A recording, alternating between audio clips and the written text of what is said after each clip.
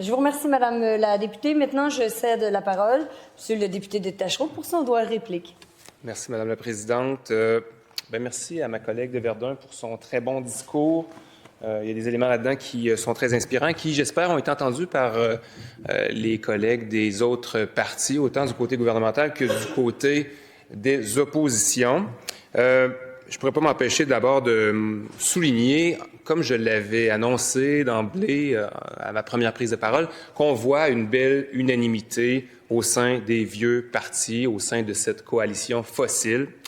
La CAQ, évidemment, est en faveur de ce projet-là, avant même son dépôt officiel, mais on comprend, en fait, un peu pourquoi. En fait, en écoutant le collègue de René Lévesque, on se rendait bien compte qu'il avait en sa possession énormément de données techniques qui ne nous sont pas accessibles à nous.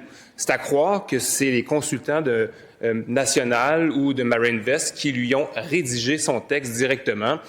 C'est une question à laquelle il pourrait répondre éventuellement, mais c'était riche d'enrichissement, en tout cas riche d'enseignement.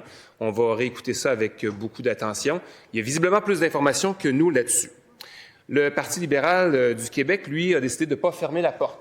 On a bien entendu son discours. Il disait on ne va pas juger au cas par cas et il n'y a pas encore de projet. Alors, je ne sais pas s'il a écouté son collègue René Lévesque, mais visiblement, il y a un projet. Il y a un projet, c'est juste qu'il n'est pas accessible, il n'est pas transparent. Toute la population et nous autres parlementaires n'avons pas accès à la même information que le député de René Lévesque et que probablement aussi d'autres députés, probablement même le ministre des Finances qui, comme le soulignait ma collègue, est en train de nous passer, de nous imposer un projet de loi 5 qui va venir accélérer la réalisation de projets majeurs au Québec. Le PQ, quant à lui, il nous laisse pour l'instant avec son indécision, parce que pour l'instant, il nous laisse dans le flou en fait, parce que les décisions qu'il a prises dans le passé nous auraient fait croire qu'ils étaient de notre côté, c'est-à-dire qu'ils auraient voté contre Marinvest, qui ressemble étrangement à GNL Québec. En même temps, avec la décision de ne pas fermer la porte au projet de pipeline prise lors de son congrès d'orientation de janvier dernier, et encore une fois par la candidate péquiste dans la partielle de Chicoutimi qui refuse de fermer la porte à un projet comme celui-là et il s'en remet à un BAP. Mais on comprend que pour l'instant, en tout cas, le PQ nage dans des eaux qui s'apparentent à un appui au projet. Donc, je vais me permettre maintenant pour la suite de répondre à certaines affirmations de mes collègues. D'abord, une question fondamentale. Qui peut se prononcer sur ce projet-là? Le collègue de René Lévesque laissait entendre, en fait, plus son collègue précédemment, son collègue qui avait de Beau-Sud, qui avait dit que c'était aux gens de la basse côte, de la Côte-Nord, en fait, de Bécomo, de la circonscription de René Lévesque, qui devaient pouvoir se prononcer là-dessus. Évidemment, on ne veut pas leur empêcher le droit de se prononcer sur ce projet-là. Évidemment, il y a des conséquences positives, négatives pour eux, pour elles. Évidemment, ils font partie de l'équation. Maintenant, est-ce que c'est à eux seuls, à elles seules, de décider et d'être la jauge de l'acceptabilité sociale par rapport à ce projet-là? Bien entendu que non. Bien entendu que non. Pourquoi? Parce que, d'une part, si on regarde les cartes qui ont fuité, en fait, évidemment, on en a eu quelques extraits, on voit bien que oui, effectivement, les deux tracés de gazoduc qui sont prévus par Marinvest à cette étape-ci, en tout cas selon les informations qu'on a, débouchent sur la ville, sur le port de Bécomo, mais en même temps, elles traversent l'entièreté du Québec. Donc, première des règles, en fait, si ça touche tout le Québec, il y a des fortes chances que tous les Québécois, toutes les Québécoises aient envie de se prononcer là-dessus. Mais autre principe de base, c'est qu'on parle ici de transition énergétique et, par incidence, de transition climatique. Et c'est un enjeu très important. N'en déplaise aux députés de René Lévesque, la transition énergétique est un enjeu fondamental pour les Québécoises et les Québécois. On est très, très fiers des choix qui ont été faits par le passé quant à la création d'Hydro-Québec, mais on doit pouvoir, tous et toutes, avoir cette discussion-là. D'ailleurs, on était les seuls à demander un BAP générique sur la transition énergétique au Québec, chose qui nous a été malheureusement refusée, mais nos principes sont les mêmes sur ces enjeux fondamentaux. Tous les Québécois, toutes les Québécoises peuvent se prononcer. Maintenant, sur les retombées économiques, il y a plusieurs chiffres qui sont sortis de la part du collègue de René Lévesque, mais évidemment, il y a certaines estimations aussi du collègue de Beau-Sud qui a dit que ça pourrait générer 300 emplois permanents pour des investissements de plus de 30 milliards de dollars. Sortez vos calculatrices, vous en avez tous sur vos téléphone intelligent. Faites la division, 30 milliards de dollars divisé par 300 emplois, ça fait pas beaucoup de gains économiques. En fait, c'est un immense investissement pour très, très peu d'emplois. Et comme l'a dit ma collègue aussi, c'est plus les investisseurs privés qui vont investir dans des projets comme celui-là. Des projets qui nous emmènent vers une transition, l'annulation de la transition climatique, en fait, vont être de moins en moins financés par des banques qui ont de plus en plus des critères environnementaux à respecter. Et donc, ça se trouve probablement être le gouvernement du Québec qui sera un des bailleurs de fonds à travers Investissement Québec ou à travers d'autres mécanismes qui existent.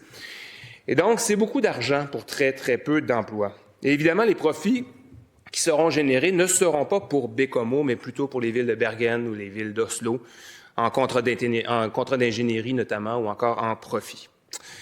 Un collègue a affirmé aussi qu'il y en a un collègue qui a dit qu'il ne se prononcerait pas sur ce projet-là, évidemment pour deux raisons, parce que le projet n'existe pas. Comme je l'ai dit tantôt, il y a des discussions qui ont lieu actuellement. Il y a la compagnie qui fait des représentations en Europe pour trouver des partenaires financiers. Visiblement, elle rencontre des membres de ce gouvernement pour faire avancer ce projet-là. Et évidemment, au cas par cas, non, franchement, ce genre de projet-là, en général, et on a eu la discussion avec GNL Québec, ce genre de projet-là, de principe, c'est mauvais pour l'environnement, c'est mauvais pour l'économie du Québec. Quand on sort des silos, quand on comprend les répercussions négatives que ça a sur la santé, sur nos écosystèmes, sur notre environnement.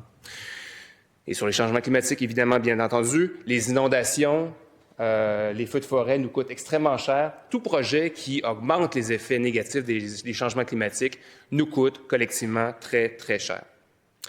Sur l'acceptabilité sociale, ma collègue de Verdun en a parlé tantôt, mais le PL5, le projet de loi 5, est en train de réduire comme peau de chagrin, pas l'impact, mais les effets, le rôle, en fait, du BAP et de la CPTAQ qui vont, à toute fin pratique, perdre leurs dents. C'est un peu le principe du PL5. C'est un projet de loi qui a été créé sur mesure pour MarineVest. Alors, on le sait bien, l'acceptabilité sociale est quelque chose d'important et sur laquelle nous-mêmes, nous travaillons énormément. Mais si ce projet-là passe en plus par le projet de loi 5 du ministre des Finances, on risque de se retrouver avec un projet dans lequel les gens ne pourront pas vraiment se prononcer. Et évidemment, sur le contexte géopolitique et économique, les tarifs, bien entendu, c'est un enjeu important et inquiétant. Et j'espère que le collègue de René Lévesque m'entend bien quand je dis qu'on est évidemment bien sensible au contexte difficile que vivent les gens de la Côte-Nord, évidemment. Cela dit, Trump n'est qu'un prétexte pour essayer de faire passer des vieux projets qu'on a déjà refusés par le passé, parce qu'une autre vision économique est possible, Madame la Présidente. Aujourd'hui, 90% des nouveaux projets d'énergie renouvelable dans le monde sont moins coûteux que leur équivalent fossile. Ça devient de moins en moins cher et c'est plus facile et ça coûte moins cher de faire des projets qui sont respectueux de l'environnement. Des technologies comme le gaz naturel liquéfié, ce sont des vieilles technologies, ce sont des technologies qui sont dépassées, même d'un point de vue économique. Ça coûte plus cher que du renouvelable aujourd'hui, bien souvent. Selon l'Agence internationale pour les énergies renouvelables, le solaire est désormais environ 41% moins cher que la source fossile la plus économique et l'éolien terrestre coûte 53% moins cher que les énergies fossiles.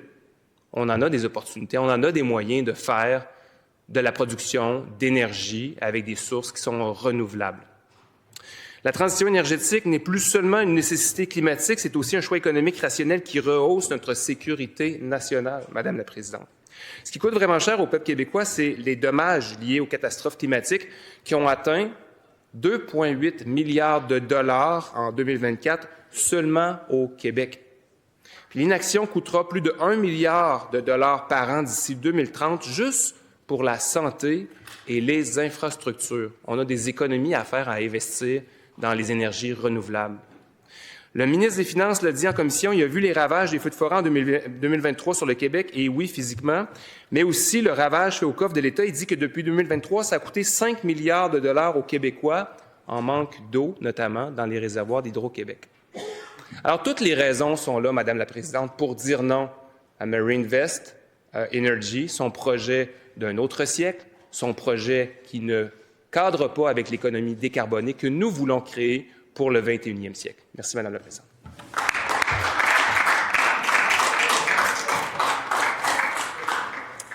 Je vous remercie, Monsieur le député. Je vais maintenant mettre aux voix la motion de Monsieur le député de Tachereau qui se lit comme suit, que l'Assemblée nationale affirme son opposition au projet de gazoduc et d'usine de gaz naturel liquéfié de Berlin West Energy. Alors, cette motion est-elle adoptée? Monsieur le député de Tachereau demande un vote électronique. Je cède maintenant la parole.